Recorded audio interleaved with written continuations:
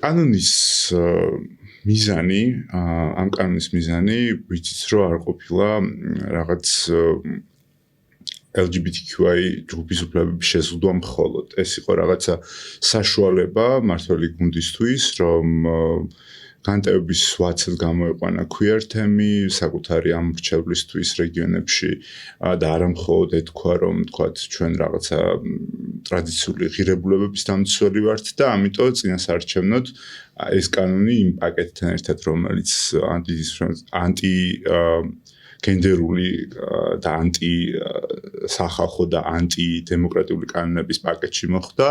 ნამდვილად შეეხო ტრანს თემს, არ მოსულართ აქამდე, რა თქმა უნდა, მანამდეც იყო გამოწვევები, მაგრამ პრაქტიკულად ეს კანონი თუ სხვა ჯგუფებს მეტნაკლებად აჩუმებს და ცენზურას უწესებს, ტრანს თემს უშუალოდ პირდაპირ ეხება იმ კუთხით, რომ მის კრიმინალიზებას იწვევს. აბა რა ქვია სიტუაციას, როდესაც ადამიანი საკუთარი ჯანმრთელობაზე ზრუნვას ვეღარ ახერხებს და ჩვენ არ ვიცით ამას რა შედეგები ექნება რამდენიმე წელში. იმიტომ რომ ტრანსჯენდერობა პრაქტიკულად ანტი-LGBT კანონის მიხედვით პრაქტიკულად აკრძალულია. ეს ნიშნავს იმას, რომ ნებისმიერი ექიმი, რომელიც რაღაცა მხარდაჭერას აღმოუჩენს ტრანს თემის წევრს, შეიძლება აღმოჩნდეს ციხეში 2-დან 4 წლამდე.